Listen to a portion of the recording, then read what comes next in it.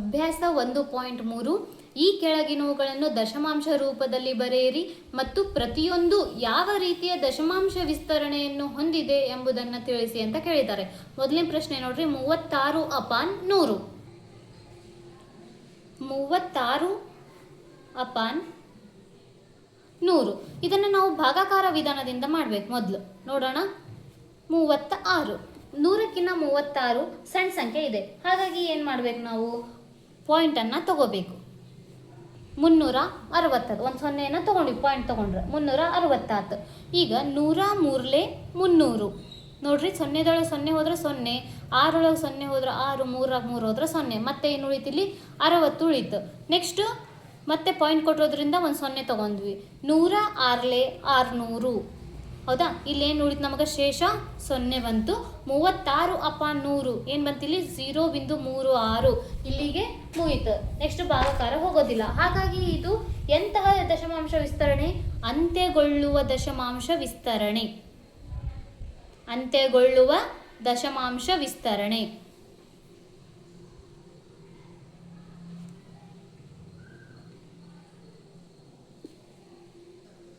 ಎರಡನೇ ಪ್ರಶ್ನೆ ನೋಡ್ರಿ, 1/11.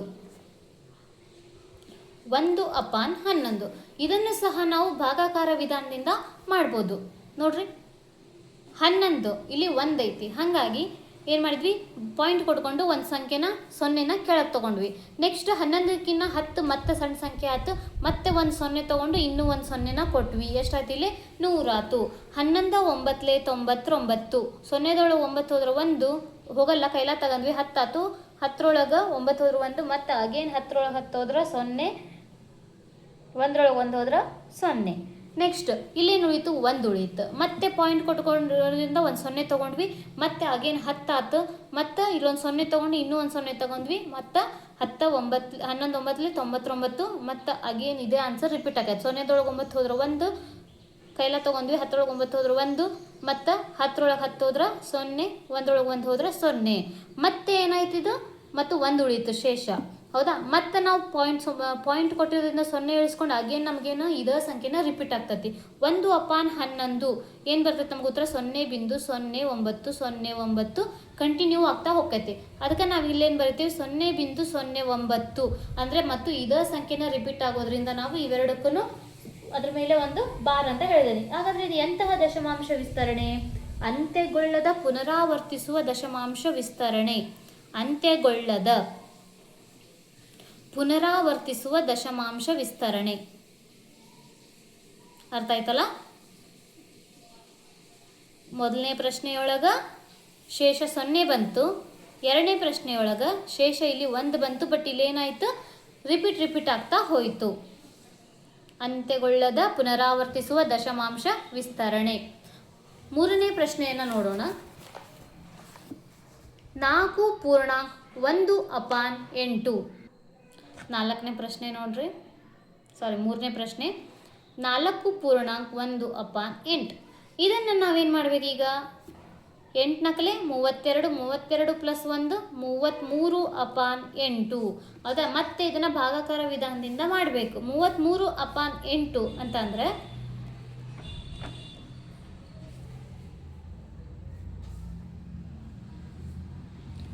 ಎಂಟು ನಾಲ್ಕಲೆ 32. ಏನ್ರಿ 3 2 ಹೋದ್ರೆ 1, 3 3 ಹೋದ್ರೆ 0. ಮತ್ತೆ ಪಾಯಿಂಟ್ ಕೊಟ್ಕೊಂಡು ಒಂದು 0 ತೊಗೊಂಡ್ವಿ. 8 1 8. 0ದೊಳಗೆ 8 ಹೋಗಲ್ಲ. 10ರೊಳಗೆ 8 ಹೋದ್ರೆ 2, 1 1 ಹೋದ್ರೆ 0. ಮತ್ತೆ ಅಗೇನ್ ಪಾಯಿಂಟ್ ಕೊಟ್ಟಿರೋದ್ರಿಂದ 0 ತೊಗೊಂಡ್ವಿ. 8 2 16. ಮತ್ತು 4 ಉಳಿತು 0. ನೆಕ್ಸ್ಟ್ ಅಗೇನ್ 8 ಇಲ್ಲಿ 4 ಇದೆ. ಪಾಯಿಂಟ್ ಕೊಟ್ಟಿರೋದ್ರಿಂದ 0 ಇಳಿಸ್ಕೊಂಡ್ವಿ. ಮತ್ತು 8 5 40. ಶೇಷ ಏನು ಬಂತು ನಮಗಿಲ್ಲಿ 0. ಶೇಷ 0 ಬಂತು. ಇಲ್ಲಿ ಏನಾಯಿತು, ಅಂತ್ಯಗೊಳ್ತು ನಮಗೆ. ಹಾಗಾಗಿ ಇದ್ರ ಉತ್ತರ ಏನು ಬಂತು 4.125. ಹಾಗಾದರೆ ಇದು ಎಂತಹ ದಶಮಾಂಶ ವಿಸ್ತರಣೆ? ಅಂತ್ಯಗೊಳ್ಳುವ ದಶಮಾಂಶ ವಿಸ್ತರಣೆ.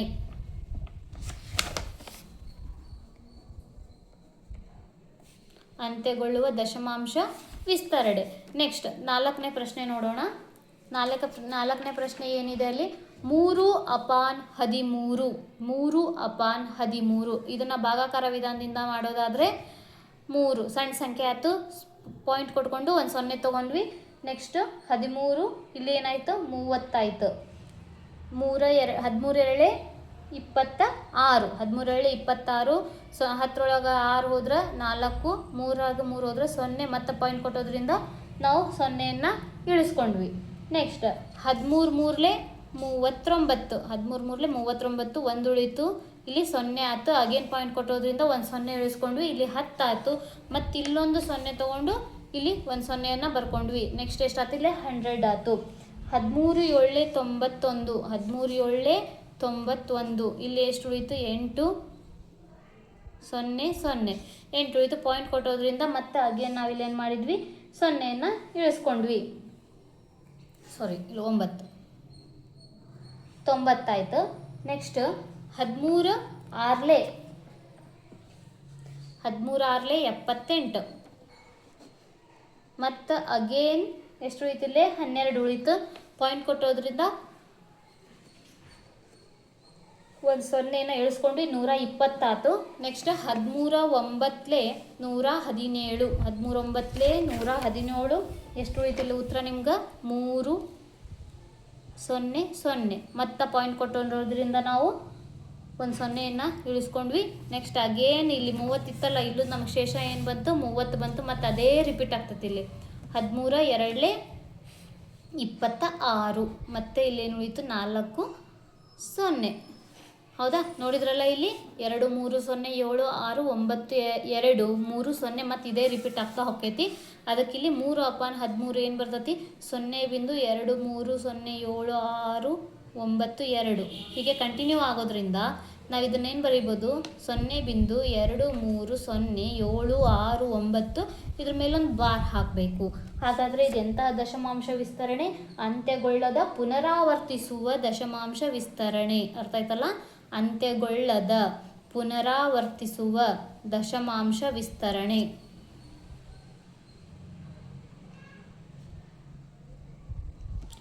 ನೆಕ್ಸ್ಟ್ 5ನೇ ಪ್ರಶ್ನೆ ನೋಡೋಣ. 5ನೇ ಪ್ರಶ್ನೆ ಏನಿದೆ ಇಲ್ಲಿ 2/11. ಮತ್ತು ಅದನ್ನು ಭಾಗಾಕಾರ ವಿಧಾನದಿಂದ ನೋಡೋದಾದ್ರೆ 2 ಸಣ್ಣ ಸಂಖ್ಯೆ ಆಯಿತು, ಪಾಯಿಂಟ್ ಕೊಟ್ಕೊಂಡ್ವಿ, 0 ಇಳಿಸ್ಕೊಂಡ್ವಿ. ನೆಕ್ಸ್ಟ್ 11 1 11, 0 1 ಹೋಗಲ್ಲ, ಕೈಲ ತಗೊಂಡ್ವಿ. 10 1 ಹೋದ್ರೆ 9, 2 2 ಹೋದ್ರೆ 0, ಪಾಯಿಂಟ್ ಕೊಟ್ಟಿದ್ಕ ಮತ್ತೆ ಒಂದು 0 ತೊಗೊಂಡ್ವಿ. 11 8 88, ನೆಕ್ಸ್ಟ್ ಇಲ್ಲಿ ಎಷ್ಟು ಉಳಿತು 0, 10 8 ಹೋದ್ರೆ 2, 9 9 ಹೋದ್ರೆ 0, ಮತ್ತು ಪಾಯಿಂಟ್ ಕೊಟ್ಟಿರೋದ್ರಿಂದ ಮತ್ತೊಂದು 0 ತೊಗೊಂಡ್ವಿ. ಮತ್ತು 11 1 11, ನೆಕ್ಸ್ಟ್ ಏನು ಉಳಿತು ಇಲ್ಲಿ 9 0, ನೆಕ್ಸ್ಟ್ 11 8 ಪಾಯಿಂಟ್ ಕೊಟ್ಟಿರೋದ್ರಿಂದ 0 ತೊಗೊಂಡ್ವಿ. 11 8 88, ಅಗೇನ್ ಏನಾಯ್ತು ಇಲ್ಲಿ ಇದೇ ಸಂಖ್ಯೆನೇ ರಿಪೀಟ್ ಆಗ್ತಾ ಹೋಗ್ತೈತಿ. ಏನು ಬರೀತೀರಿ ಇಲ್ಲಿ 0.1818 ರಿಪೀಟ್ ಆಗ್ತಾ ಹೋಗ್ತೈತಿ. ಅದರ ಬದಲು ನಾವು 0.18 ಬಾರ್ ಅಂತ ಬರಿಬಹುದು. ಅರ್ಥ ಆಯ್ತಲ್ಲ? 0.18 ಬಾರ್. ಇದು ಅಂತ್ಯಗೊಳ್ಳದ, ಇದೆಂತಹ ದಶಮಾಂಶ ವಿಸ್ತರಣೆ? ಅಂತ್ಯಗೊಳ್ಳದ ಪುನರಾವರ್ತಿಸುವ ದಶಮಾಂಶ ವಿಸ್ತರಣೆ.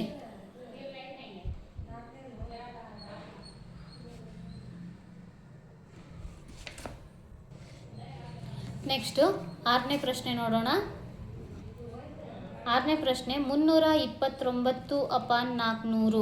ನೋಡ್ರಿ, ಇದನ್ನು ಭಾಗಾಕಾರ ವಿಧಾನದಿಂದ ಮಾಡೋದಾದರೆ 400 329 ಸಣ್ಣ ಸಂಖ್ಯೆ ಆಯಿತು. ಅದಕ್ಕೆ ನಾವೇನು ಮಾಡಿದ್ವಿ, ಪಾಯಿಂಟ್ ಕೊಟ್ಕೊಂಡು ಒಂದು 0ಯನ್ನು ಕೆಳಗಿಳಿಸ್ಕೊಂಡ್ವಿ. 3290 ಆಯಿತು. ನೆಕ್ಸ್ಟ್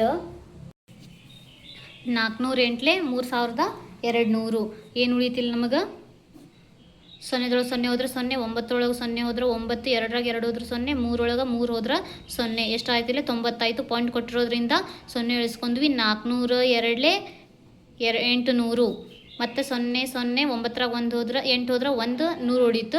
ಮತ್ತು ಪಾಯಿಂಟ್ ಕೊಟ್ಟಿರೋದ್ರಿಂದ ನಾನು ಒಂದು 0ಯನ್ನು ಇಳಿಸ್ಕೊಂಡೆ. ಎಷ್ಟು ಬರ್ತೈತಿ ಇಲ್ಲಿ ಅಗೇನ್ 4 2 400 2 800, ಮತ್ತಿಲ್ಲಿ 0 0 2 0 200 ಆಯಿತು. ಪಾಯಿಂಟ್ ಕೊಟ್ಟಿರೋದ್ರಿಂದ ಒಂದು 0 ಇಳಿಸ್ಕೊಂಡೆ. 405 2000, ಶೇಷ ಏನು ಬಂತು ನಮಗಿಲ್ಲಿ 0 ಬಂತು. ಹಾಗಾಗಿ ಇಲ್ಲಿ ಇದು ಅಂತ್ಯಗೊಳ್ಳುವ ದಶಮಾಂಶ ವಿಸ್ತರಣೆ. ಎಂಥ ದಶಮಾಂಶ ವಿಸ್ತರಣೆ ಇದು? ಅಂತ್ಯಗೊಳ್ಳುವ ದಶಮಾಂಶ ವಿಸ್ತರಣೆ. ನೋಡಿದ್ರಲ್ಲ. ಈಗ ನೆಕ್ಸ್ಟ್ ಮುಂದಿನ ಪ್ರಶ್ನೆ, ಎರಡನೆಯ ಪ್ರಶ್ನೆ. 1/7 0.142857 ಎಂದು ನೀವು ತಿಳಿದಿದ್ದೀರಿ. ದೀರ್ಘ ಭಾಗಾಕಾರವನ್ನು ಮಾಡದೆ 2/7, 3/7, 4/7, 5/7, 6/7 ಇವುಗಳ ದಶಮಾಂಶ ವಿಸ್ತರಣೆಯನ್ನು ನೀವು ಊಹಿಸಬಹುದೇ? ಹಾಗಿದ್ದರೆ ಹೇಗೆ? ಅಲ್ಲಿ ಸುಳುವು ಸಹ ಕೊಟ್ಟಿದ್ದಾರೆ. 1/7ರ ಬೆಲೆಯನ್ನು ಕಂಡುಹಿಡಿಯುವಾಗ ದೊರೆಯುವ ಶೇಷವನ್ನು ಜಾಗರೂಕತೆಯಿಂದ ಅಭ್ಯಸಿಸಿ ಅಂತ ಕೇಳಿದ್ದಾರೆ. ನೋಡೋಣ ಉತ್ತರ ಏನು ಬರುತ್ತೆ ಅಂತ. 1/7ರ ಬೆಲೆ ಕೊಟ್ಟಿದ್ದಾರೆ. ಏನು ಕೊಟ್ಟಿದ್ದಾರೆ ಅವರು? 1/7ರ ಬೆಲೆ 0.14285 ಅಂತ ಕೊಟ್ಟಿದ್ದಾರೆ. ಈಗ ನಾವು ಏನನ್ನ ಕಂಡುಹಿಡಬೇಕು? 2/7, 3/7, 4/7, 5/7, 6/7 ಕಂಡುಹಿಡಬೇಕು. ಇದರಲ್ಲಿ ನಾವು ಒಂದು ಟ್ರಿಕ್ ಯೂಸ್ ಮಾಡ್ಬೋದು. ಮೊದಲದು 2/7 ಕೇಳಿದ್ದಾರೆ ಅವರು. ನಾವು ಇದನ್ನು 2 × 1/7 ಅಂತ ಬರ್ಕೋಬೋದು. 2 × 0.1 1/7ರ ಬೆಲೆ ಏನೈತಿ ಇಲ್ಲಿ? 0.14285 ಐತಿ. ಹೌದಾ? ಈಗ ನೋಡ್ರಿ, ಈ 2 ಇದಕ್ಕೆ ಗುಣಾಕಾರ ಮಾಡ್ರಿ. 2 7 14 ಕೈಲ 1, 2 5 10 1 11, 2 8 16 1 17, 2 2 4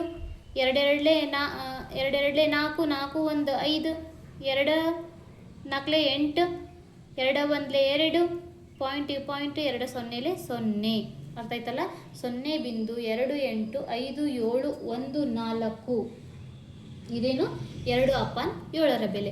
ಅದೇ ರೀತಿ ನೀವು 3/7 ಮಾಡಬೇಕು. ಇದನ್ನ ಹೆಂಗೆ ಮಾಡ್ತೀರಿ? 3 × 1/7 ಮಾಡ್ತೀರಿ. 3 × 1/7ರ ಬೆಲೆ ಏನು ಕೊಟ್ಟಿದ್ದಾರೆ ಇಲ್ಲಿ? 0.14285 ಹೌದಾ? ನೋಡ್ರಿ ಇಲ್ಲಿ 3 7 21, 3 5 15 2 17, 3 8 24 1 25, 3 2 6 2 8, 3 4 12, 3 1 3 1 4, 3 0 0.428571 ಇದು 3/7ರ ಬೆಲೆ. ಅದೇ ರೀತಿ ನಮಗೆ 4/7ರ ಬೆಲೆ ಬೇಕಂದ್ರೆ ನಾವು 4 × 1/7 ಅಂತ ಬರ್ಕೋಬೋದಾ? 1/7ರ ಬೆಲೆ ಅವ್ರು ಆಲ್ರೆಡಿ ಕೊಟ್ಟಿದ್ದಾರ. ಈಗ ಇದಕ್ಕೆ ನಾವು 4 ಗುಣಾಕಾರ ಮಾಡಿದ್ವಿ ಅಂದ್ರೆ 4 × 0.142857 ಐತಿ. ನೋಡ್ರಿ, 4 ಗುಣಾಕಾರ ಮಾಡ್ರಿ. ಅದಕ್ಕೆ ಎಷ್ಟು ಬರ್ತತಿ? 4 7 28, 4 5 22, 22, 4 8 32, 32 2 34, 4 2 8 3 11, 4 4 16 1 17, 4 1 4 1 5, 4 0 0.571428. ನೆಕ್ಸ್ಟ್ ಈಗ ನಮಗೇನು ಬೇಕು? 5/7 ಬೇಕು. 5/7 ಬೇಕಂದ್ರೆ ನಾವು ಇದನ್ನು 5 × 1/7 ಅಂತ ಬರ್ಕೋಬಹುದು. 5 × 1/7ರ ಬೆಲೆ ಅವರು ಆಲ್ರೆಡಿ ಕೊಟ್ಟಿದ್ದಾರೆ 0.14285 ಮತ್ತೆ ಈಗ ನಾವು 5 ಗುಣಾಕಾರ ಮಾಡಿದರೆ ಎಷ್ಟು ಬರ್ತದೆ ನೋಡ್ರಿ? 5 ಇದಕ್ಕೆ ಗುಣಾಕಾರ ಮಾಡ್ರಿ. 5 7 35, 5 5 25, 25 3 28, 5 8 42 42, 5 2 10 4 14, 5 4 21 21, 5 1 5 5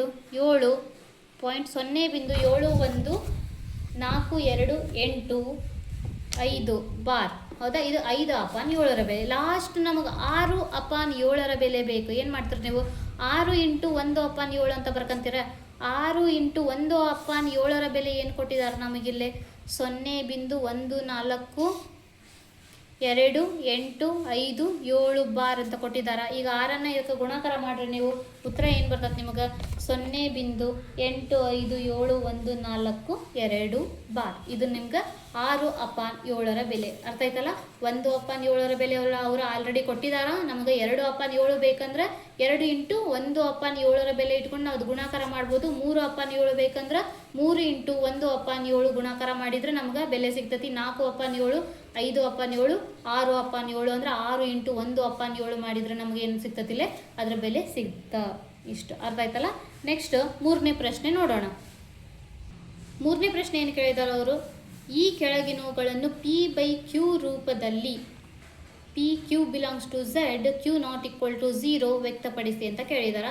ಇಲ್ಲಿ 0.6 0.47 0.001 ಬಾರ್ 3 ಪ್ರಶ್ನೆ ಕೇಳಿದ್ದಾರೆ. ಮೂರನೇ ಪ್ರಶ್ನೆ ಏನು ಕೇಳಿದ್ದಾರೆ ಇಲ್ಲಿ, ಈ ಕೆಳಗಿನವುಗಳನ್ನು ಪಿ ಬೈ ಕ್ಯೂ ರೂಪದಲ್ಲಿ ವ್ಯಕ್ತಪಡಿಸಿ ಅಂತ ಕೇಳಿದಾರ. 0.6 ನೋಡ್ರಿ, ಇಲ್ಲಿ ಒಂದರ ಮೇಲೆ 0 ಆದ ತಕ್ಷಣ ಒಂದು ಸಂಖ್ಯೆ ಮೇಲೆ 1 ಬಾರ್ ಹಾಕಿದ್ರೆ ನಾವು 10ರಿಂದ ಗುಣಿಸ್ಬೇಕು. ಇಲ್ಲಿ 2 ಸಂಖ್ಯೆ ಮೇಲೆ ಬಾರ್ ಹಾಕಿದ್ರೆ 100ರಿಂದ ಗುಣಾಕಾರ ಮಾಡಬೇಕು. 3 ಸಂಖ್ಯೆ ಮೇಲೆ ಬಾರ್ ಹಾಕಿದ್ರೆ ನಾವು 1000ದಿಂದ ಗುಣಾಕಾರ ಮಾಡಬೇಕು. ಹೌದಾ, ಇಲ್ಲಿ ಎಷ್ಟು ಸಂಖ್ಯೆಯಿಂದ ಕೇಳಿದಾರ, 1 ಸಂಖ್ಯೆ ಮೇಲೆ ಬಾರ್ ಇರೋದ್ರಿಂದ ನಾವು 10ರಿಂದ ಗುಣಾಕಾರ ಮಾಡಬೇಕು. ಮುಂದೆ ಲೆಕ್ಕ ಮಾಡ್ದಂಗೆ ನಿಮ್ಗೆ ಅರ್ಥ ಆಕೈತಿ. ಇಲ್ಲಿ ನೋಡೋಣ. ನೋಡ್ರಿ, ಮೂರನೇ ಮೇನೊಳಗ 1ನೇ ಪ್ರಶ್ನೆ ಏನು ಕೇಳಿದ್ದಾರೆ, 0.6 ಬಾರ್ ಅಂತ ಕೇಳಿದಾರ. ಹೌದಾ, ನಾವು ಇದನ್ನ 0.6 ಬಾರ್ ಅನ್ನೋದನ್ನ ಹೆಂಗೆ ಬರ್ಕೋಬಹುದು, 0.666 ಅಂತ ಕಂಟಿನ್ಯೂ ಅಂತ ಬರ್ಕೋಬೋದ್ರಿ. ಇದನ್ನ ಅದಕ್ಕೆ ಬಾರ್ ಹಾಕಿದಾರ. ಇದನ್ನ ನಾವು x is equal to 0.666 continue ಆಗತ್ತೆ. ಇದನ್ನ ಇಕ್ವೇಶನ್ 1 ಅಂತ ತಗೊಳ್ಳೋಣ. ಹೌದಾ, ನೋಡ್ರಿ, 1 ಸಂಖ್ಯೆ ಮೇಲೆ ಬಾರ್ ಹಾಕಿತ್ತ ಅಂತ ಅಂದ್ರೆ ಅಲ್ಲಿ 10ರಿಂದ ಗುಣಾಕಾರ ಮಾಡಬೇಕು.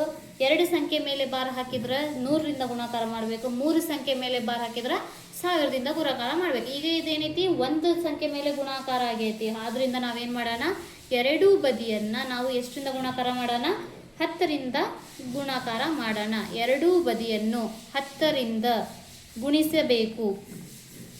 ನೋಡ್ರಿ, ಉತ್ತರ ಏನು ಬರ್ತದೆ ನಮಗೆ, 10 into X is equal to 10 into 0.666 continue ಆಗ್ತತಿ.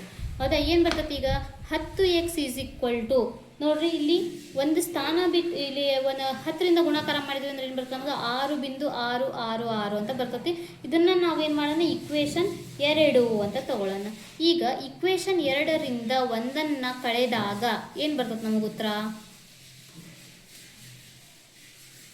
ಇದು ಇಕ್ವೇಶನ್ 2 ಏನೈತಿಲ್ಲ, 10x is equal to 6.666 minus equation 1 ಏನು ಬಂದತ್ ನಮಗೆ, ಎಕ್ಸ್ ಈಸ್ ಈಕ್ವಲ್ ಟು 0.666 ಕಳೆಯೋಣ. 6ರಾಗ 6 ಹೋದ್ರೆ 0, 6ರಾಗ 6 ಹೋದ್ರೆ 0, ಪಾಯಿಂಟ್ 6ರ 0 ಹೋದ್ರೆ 6 ಉಳಿತೈತಿ. ಈಸ್ ಈಕ್ವಲ್ ಟು 10, ಇಲ್ಲೇನು ಇರಲಿಲ್ಲ ಅಂದ್ರೆ 1 ಇರ್ತತಿ. 10ರಾಗ 1 ಹೋತ ಅಂದ್ರೆ ಎಷ್ಟು ಉಳಿತು, 9x ಉಳಿತು. ಈಗ 9x ಈಸ್ ಈಕ್ವಲ್ ಟು 6 ಅಂತ ಬರ್ಕೋಬೋದಾ. Next x is equal to 6 divided by 9, 3 2 6 3 3 9. X is equal to 2/3. ಇದು ಪಿ ಬೈ ಕ್ಯೂ ರೂಪದಲ್ಲಿ ಐತ್ರಿ, ಐತಿ. ಹೌದಾ, ಅವ್ರೇನು ಕೇಳಿದಾರೆ, ಪಿ ಬೈ ಕ್ಯೂ ರೂಪದಲ್ಲಿ ವ್ಯಕ್ತಪಡಿಸಿ ಅಂತ ಕೇಳಿದಾರೆ. ನಮ್ಗೆ ಉತ್ತರ ಸಿಕ್ತು. ನೋಡ್ರಿ, ಮೊದಲು 0.6 ಬಾರ್ ಐತಿ. ಇದನ್ನ ನಾವು 6 ಒಂದು ಸಂಖ್ಯೆ ಮೇಲೆ ಬಾರ್ ಇರೋದ್ರಿಂದ ನಾವು ಕಂಟಿನ್ಯೂ 6 ಆಕತಿ. ಇದನ್ನ ಎಕ್ಸ್ ಇಸ್ ಈಕ್ವಲ್ ಟು 0.66 ಅಂತ ತಗೊಂಡ್ರೆ ಇಕ್ವೇಶನ್ 1 ಆಯ್ತು. ಈಗ ಎರಡೂ ಬದಿಯೊಳಗೆ 1 ಸಂಖ್ಯೆ ಮೇಲೆ ಬಾರ್ ಇರೋದ್ರಿಂದ ನಾವು ಎರಡೂ ಬದಿಯನ್ನು 10ರಿಂದ ಗುಣಾಕಾರ ಮಾಡ್ಕೊಂಡ್ವಿ. ಏನು ಉಳಿತು, 10x is equal to 10 into 0.66 ಉಳಿತು. ಇದು ಇಕ್ವೇಶನ್ 2 ಅಂತ ತಗೊಂಡ್ವಿ. ಇಕ್ವೇಶನ್ 2ರಿಂದ ಇಕ್ವೇಶನ್ 1ನ್ನು ಕಳೆದಾಗ ನಮ್ಗೇನು ಸಿಗ್ತತಿ, ಇಲ್ಲಿ 6ರೊಳಗೆ 6 ಹೋದ್ರೆ 0, 6ರೊಳಗೆ 0 ಹೋದ್ರೆ 6, 10ರೊಳಗೆ ಇಲ್ಲೇನು ಇರಲಿಲ್ಲ ಅಂದ್ರೆ 1 ಇರ್ತತಿ. 10ರಾಗ 1x ಹೋದ್ರೆ 9x ಆಯ್ತು. 9x is equal to 6, x is equal to 6 divided by 9 ಆಯಿತು. 3 2 6 3 3 9, x ಈಸ್ ಈಕ್ವಲ್ ಟು 2/3 ಉಳಿತು. ಇದು ಪಿ ಬೈ ಕ್ಯೂ ರೂಪದಲ್ಲಿ ಐತಿ. ಹೌದಾ, ಹಾಗಾದರೆ ಮುಂದಿನ ಪ್ರಶ್ನೆಯನ್ನು ನೋಡೋಣ. ಮುಂದಿನ ಪ್ರಶ್ನೆ ನೋಡ್ರಿ, ಇಲ್ಲಿ 2ನೇ ಮೇನು 3ನೇದ್ರೊಳಗೆ 0.47 ಬಾರ್. ಇಲ್ಲಿ ನೋಡ್ರಿ, ಮೊದಲನೇದು 1 ಸಂಖ್ಯೆ ಮೇಲೆ ಬಾರ್ ಹಾಕಿದ್ರಿ. ಈಗ ಇಲ್ಲಿ ಏನು ಮಾಡಿದಾರ, 2 ಸಂಖ್ಯೆ ಮೇಲೆ ಬಾರ್ ಹಾಕಿದಾರ. ಅಂದರೆ ಎಷ್ಟಿಂದ ಗುಣಿಸ್ಬೇಕು, ಎರಡು ಕಡೆಯಿಂದ ಎಷ್ಟಿಂದ ಗುಣಿಸ್ಬೇಕು, ಸಾರಿ 4 7 ಮೇಲೆ ಬಾರ್ ಹಾಕಿಲ್ಲ ಅವರು. 0.47 7 ಮೇಲೆ 1 ಬಾರ್ ಹಾಕಿದಾರ ಅವ್ರು. ಹೌದಾ, ನೆಕ್ಸ್ಟ್ ಇದನ್ನೇನಂತ ಬರೆಯೋಣ ನಾವು, 0.47 ಬಾರ್. ಇದು ಹೆಂಗೆ ಬರೀಬೋದು, 0.4777 ಕಂಟಿನ್ಯೂ ಆಗ್ತಾ ಹೋಗ್ತತಿ. ನಾವು ಇದನ್ನು ಎಕ್ಸ್ ಈಸ್ ಈಕ್ವಲ್ ಟು 0.4777 ಅಂತ ತಗೋಬೋದಾ. ಇದನ್ನು ಇಕ್ವೇಶನ್ 1 ಅಂತ ತಗೊಳ್ಳೋಣ. ಹೌದಾ, ನೆಕ್ಸ್ಟ್ ಈಗ ಎರಡೂ ಬದಿಯೊಳಗೆ ನಾವು ಎಷ್ಟರಿಂದ ಗುಣಾಕಾರ ಮಾಡಬೇಕು, 1 ಸಂಖ್ಯೆ ಮೇಲೆ ಬಾರಿದ್ರಿಂದ ನಾವು ಎರಡೂ ಬದಿಯನ್ನು 10ರಿಂದ ಗುಣಾಕಾರ ಮಾಡಬೇಕು. 10ರಿಂದ ಗುಣಿಸಿದಾಗ ಏನು ಬರ್ತದೆ ನಮಗೆ, 10x is equal to 10 into 0.4777 ಏನು ಆಯಿತು 10x 10 ಇಂಟು ಎಕ್ಸ್ ಅಂದರೆ 10x ಈಸ್ ಈಕ್ವಲ್ ಟು 4.777 ಉಳಿತು. ಇದನ್ನು ಇಕ್ವೇಷನ್ 2 ಅಂತ ಕಳೆಯೋಣ. ಇಕ್ವೇಷನ್ 2ರಿಂದ 1 ಕಳೆದಾಗ ಏನು ಬರ್ತದೆ ನಮಗಿಲ್ಲಿ ನೋಡೋಣ.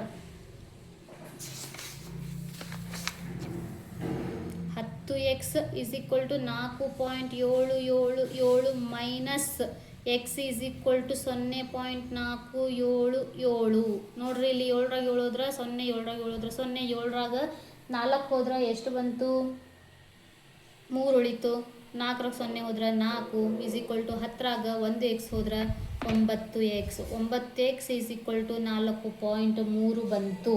ಹೌದಾ 9.43 ಬಂತು. ಈಗ 9 ಇದನ್ನು ನಾವು 4.3ಅನ್ನು 10ರಿಂದ ಗುಣಾಕಾರ ಮಾಡಿದ್ವಿ ಅಂದ್ರೆ 4.3ಕ್ಕೆ 10ರಿಂದ ಗುಣಾಕಾರ ಮಾಡಿದ್ವಿ ಅಂತಂದ್ರೆ ನಮಗೇನು ಬರ್ತದೆ ಉತ್ತರ ಎಷ್ಟು ಬರ್ತೈತಿ 43.0 ಅಂತ ಬರ್ತೈತೆ.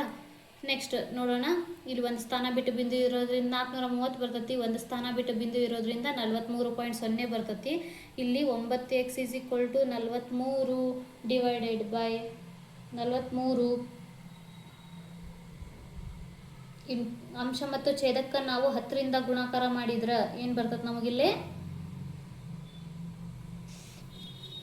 ನೋಡ್ರಿ. ಅಂಶ ಮತ್ತು ಛೇದವನ್ನು ನಾವು 10ರಿಂದ ಗುಣಾಕಾರ ಮಾಡ್ತೇವೆ.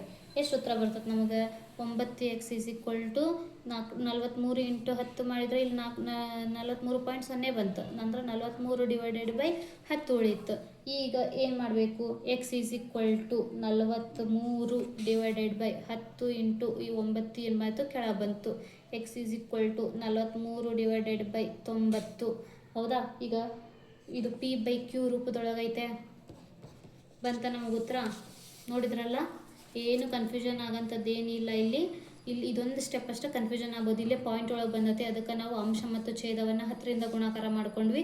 9x ಈಸ್ ಈಕ್ವಲ್ ಟು 43/10 ಬಂತು. ಇಲ್ಲಿ 4.3 ಇತ್ತಲ್ಲ, 4.3 ಇಂಟು 10ನ ಗುಣಾಕಾರ ಮಾಡಿದರೆ 43.0 ಬಂತು. ಹಾಗಾಗಿ ಇದು 43/10. X is equal to 43/10 into 9 ಅಂಶದಾಗಿದ್ದು ಈ ಕಡೆ ಬಂತಂದ್ರೆ ಛೇದದೊಳಗೆ ಬರ್ತೈತಿ. X is equal to 43/90. ಇದು p/q ರೂಪದಲ್ಲಿ ಇದೆ. ಮುಂದಿನ ಪ್ರಶ್ನೆ ನೋಡೋಣ. 3ನೇ ಪ್ರಶ್ನೆ ನೋಡ್ರಿ. ಇಲ್ಲಿ 0.001 ಇದು 3 ಮೇಲೆ ಬಾರ್ ಹಾಕಿದಾರ. ಈಗೇನು ಮಾಡೋಣ ನಾವು ಇದನ್ನು ಹೆಂಗೆ ಬರ್ಕೋಬೋದು 0.001 ಅಂತ ಅಂದ್ರೆ 0.001 001 ಮತ್ತು ಇದು ರಿಪೀಟ್ ಆಗ್ತಾ ಹೋಗ್ತೈತಿ. ಹೌದಾ. ಈ 3 ಸಂಖ್ಯೆನೂ ರಿಪೀಟ್ ಆಗ್ತಾ ಹೋಗ್ತಾವೆ. ಇದನ್ನು ನಾವು X is equal to 0.001 001 continue ಅಂತ ಹೋಗ್ತೈತಿ. ಇದನ್ನು ಇಕ್ವೇಷನ್ 1 ಅಂತ ತಗೊಳ್ಳೋಣ. ಹೌದಾ. ಈಗ ಇಲ್ಲಿ ಎಷ್ಟು ಸಂಖ್ಯೆ ಮೇಲೆ ಬಾರ್ ಹಾಕಿದಾರ 3 ಸಂಖ್ಯೆ ಮೇಲೆ ಬಾರ್ ಹಾಕಿದಾರ. ಹಾಗಾಗಿ ನಾವೇನು ಮಾಡೋಣ ಎರಡೂ ಬದಿಯನ್ನು ಎಷ್ಟರಿಂದ ಗುಣಾಕಾರ ಮಾಡಬೇಕೀಗ 1000ದಿಂದ ಒಂದು ಸಂಖ್ಯೆ ಮೇಲೆ ಬಾರ್ ಹಾಕಿದ್ರೆ 10, 2 ಸಂಖ್ಯೆ ಮೇಲೆ ಬಾರ್ ಹಾಕಿದ್ರೆ 100, 3 ಸಂಖ್ಯೆ ಮೇಲೆ ಬಾರ್ ಹಾಕಿದಾರ ನಾವು 1000ದಿಂದ ಗುಣಾಕಾರ ಮಾಡಬೇಕು. ಏನು ಬರ್ತದೆ ಉತ್ತರ ನಮಗೆ 1000 into x is equal to 1000 into 0.001 continue ಆಗ್ತಾ ಹೋಗ್ತತಿ. ಅದಕ್ಕೆ ಇದು 1000 ಇಂಟು ಎಕ್ಸ್ ಅಂದ್ರೆ 1000 ಎಕ್ಸ್ ಆಗ್ತತಿ. 1000ವನ್ನು 0.0 ಗುಣಾಕಾರ ಮಾಡಿದರೆ ಎಷ್ಟಾಗ್ತತಿ ಇಲ್ಲಿ 1.001 ಕಂಟಿನ್ಯೂ ಆಗ್ತತಿ. ಇದನ್ನು ಇಕ್ವೇಷನ್ 2 ಅಂತ ತಗೊಳ್ಳೋಣ. ಈಗ ಇಕ್ವೇಷನ್ 2ರಿಂದ ಇಕ್ವೇಷನ್ 1 ಕಳೆದಾಗ ಏನು ಬರ್ತದೆ ನಿಮಗೆ ನೋಡೋಣ.